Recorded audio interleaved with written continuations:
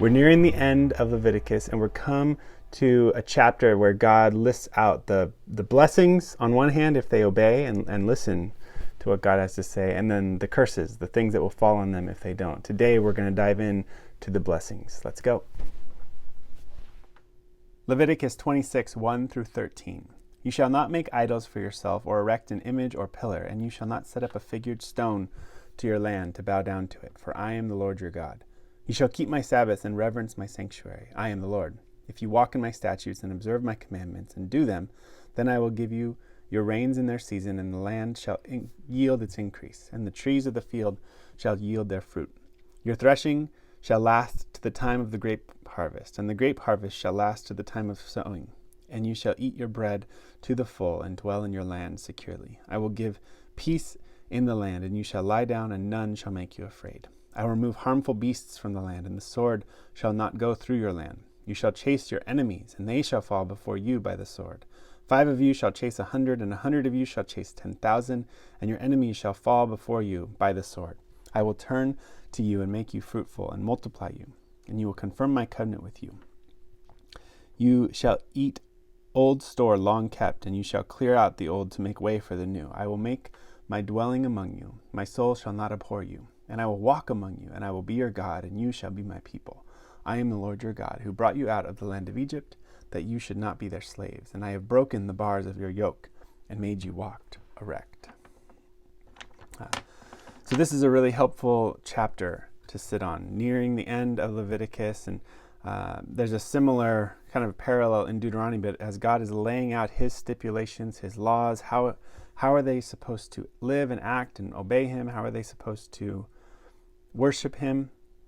God, nearing the end of both Leviticus and Deuteronomy, gives us this sense of, here's how I'm going to bless you.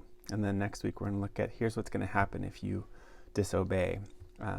But maybe, in terms of observation, we could think through, what are the things that God is expecting of Israel?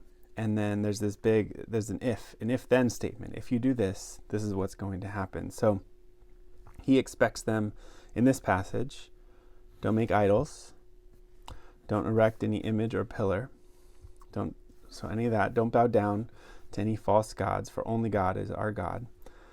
You shall keep my Sabbaths, reverence this sanctuary that they're building, the tabernacle, the place where God dwells. And then all of these are kind of an if anyway, but he explicitly says, if you walk in my statutes and observe my commandments and do them, and here's the big one, then. So a couple verses on what they're required to do. What is God going to do? Then he will give us rain in our season. The land will increase. The trees shall yield fruit. And I love the images here. That there's several ways that this idea of overlapping and taking over. The abundance is so great that the previous season's harvest lasts through and beyond the next harvest. So you're always in this incredible abundance. And so the threshing lasts all the way to the time of the grape, and the grapes last all the way to the time of sowing. And so the different seasons of planting, whether it's grain or fruit, different types of grain, it's this image of this overabundance. They're never in a season of famine, of want. You're going to be secure and full in the land. You're going to have peace. He shifts into danger, harm, both from beasts and enemies. There's not going to be any of that. The harmful beasts will be gone from the land. The sword shall depart. The enemies, this image of strength. Israel was always a really small nation, and yet here, even 5 Israelites would chase 100 enemies away. 100 Israelites would chase 10,000 away.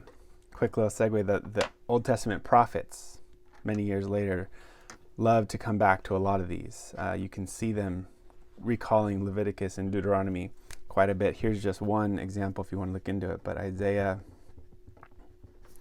30, verse 15, God is now prophesying doom against the Israelites who have rebelled against him, and he reverses this blessing where their promise that even 5 Israelites would chase 100. God says, now one enemy is going to make 1,000 of you run for the hills, right?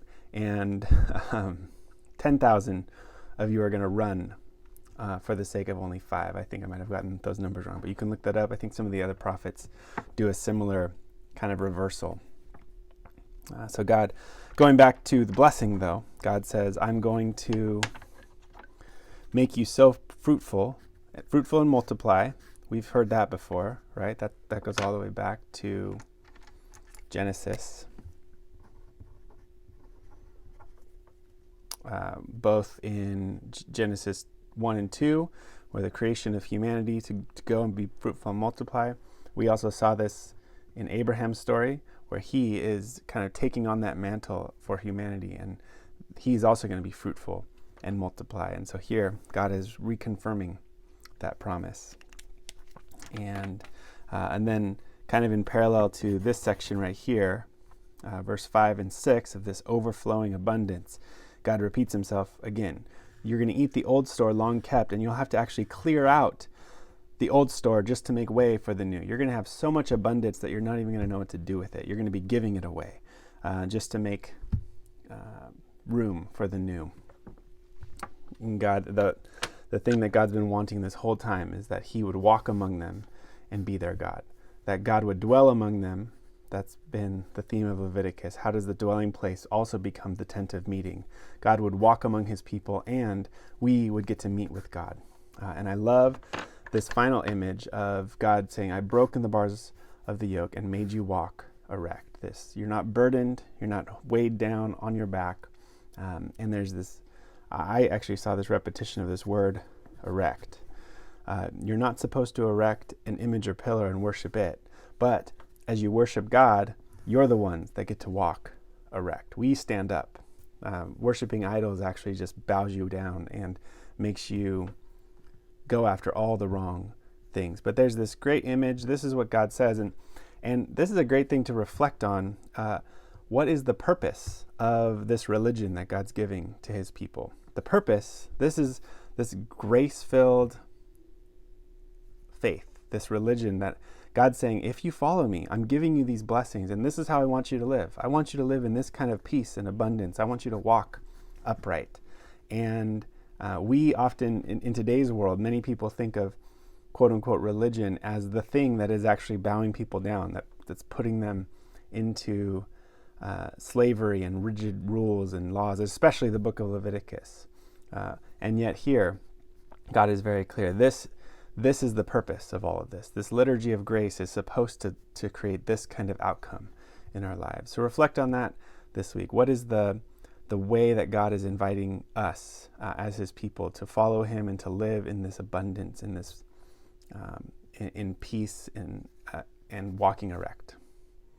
For me, the value of a passage like this is the way that it reframes for me the idea of religion, where we're sometimes in our culture tempted to think of religion as this stuffy, oppressive, legalistic thing. God here says, this is why I'm telling you these things, because I know how you were designed and I know what the best possible way to live is. I want to give you blessing and abundance. Maybe even this week you can check your own self and ask, how have you approached the idea of religion and the laws of God? And does this give you a little reframe in your own mind?